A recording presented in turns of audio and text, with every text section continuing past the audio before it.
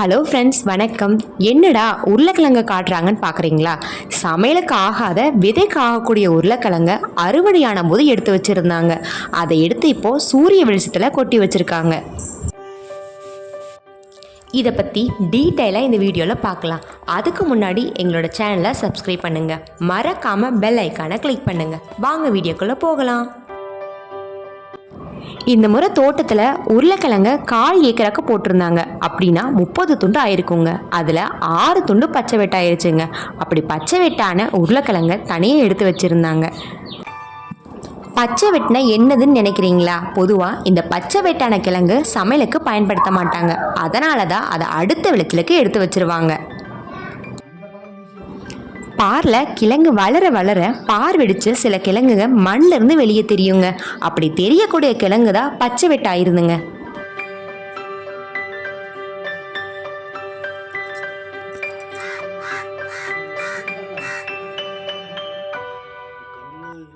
எப்போவுமே விதைக்கிழங்க மேட்டுப்பாளையத்தில் கிழங்கு மண்ணில் தான் வாங்குவோங்க. எப்படியும் ஒரு துண்டு 1000 இல்லாட்டி 1200 வந்துருங்க. இந்த முறை இதை வீட்டிலையே எடுத்து வச்சுட்டேங்க.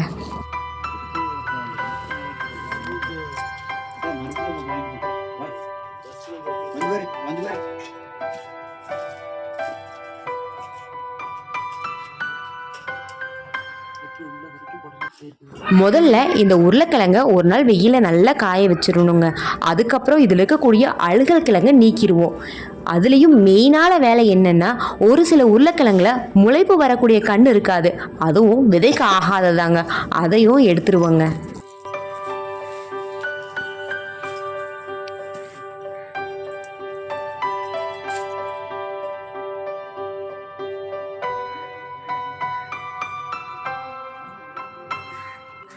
ஒரு சில உருளைக்கிழங்கு வளரும் போது இந்த மாதிரி உருவத்தோடு இருக்குங்க. இதை நாங்கள் பொம்மை கிழங்குன்னு சொல்லுவோங்க. எங்கள் சிறு வயதில் எனக்கு ரொம்பவும் பிடிச்ச இயற்கை பொம்மைங்க இது.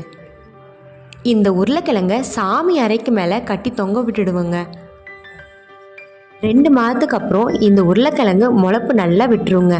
இந்த பொம்மை கிழங்கை தான் நாங்கள் முதல்ல சாமி கும்பிட்டு பாரில் வைப்போங்க.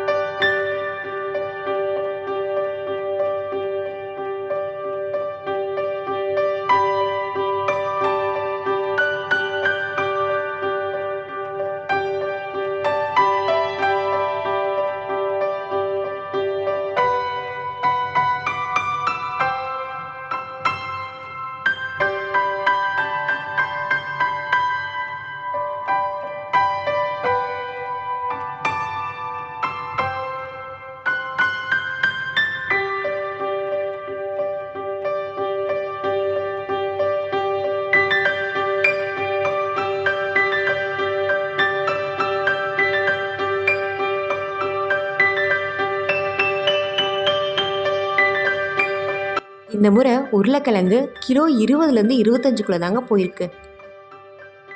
எப்போவும் மேட்டுப்பாளையத்துக்கு தான் கொண்டு போவோம். 30 மூட்டையில் 24 மூட்டை தான் உருளைக்கிழங்கு இருக்குன்ட்டு ஊட்டி மார்க்கெட்லேயே போட்டுட்டோங்க. மீதி விதைக்க வச்ச 6 மூட்டையை நாங்கள் அடுத்த விளைச்சலுக்கு வச்சுடுவோங்க.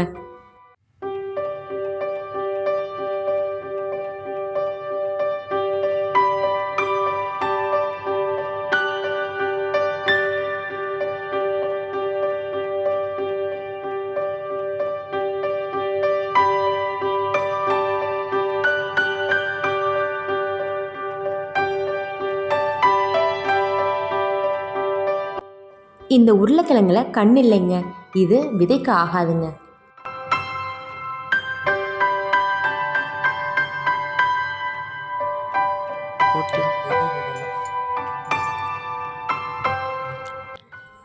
இந்த மாதிரி பூச்சி தாக்காமையும் பார்த்துக்கணுங்க.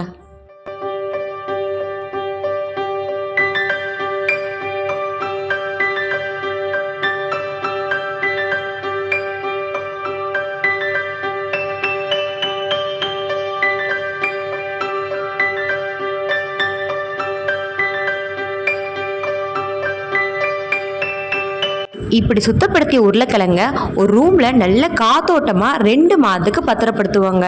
2 மாதத்துக்கு அப்புறம் உருளைக்கிழங்கோட கண்ணில் முளைப்பு தெரியுங்க. விதைக்கு தயாராகவும் இருக்கும்.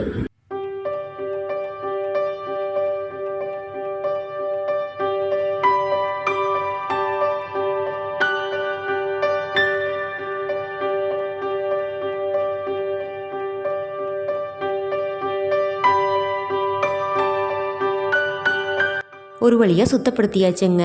இதை ஒரு ரூமில் நல்ல காத்தோட்டமாக போட்டு வச்சிடணுங்க. பூச்சி தாக்காமல் இருக்கிறதுக்கு நாங்கள் தைல தலையை சுற்றி வச்சுருக்காங்க. பூச்சி தாக்காமல் இருக்க வேப்பிலையை போடுவாங்க. இங்கே எங்கே வேப்பிலை, அதுக்கு பதிலாக தான் தைல தலைங்க.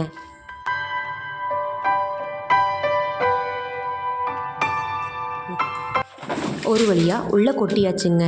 இனி அப்பப்போ இதில் பூச்சி இல்லாமையும் அழுகல் இல்லாமையும் பார்த்துக்கணுங்க. சுத்தப்படுத்தி வச்சுக்கணும்.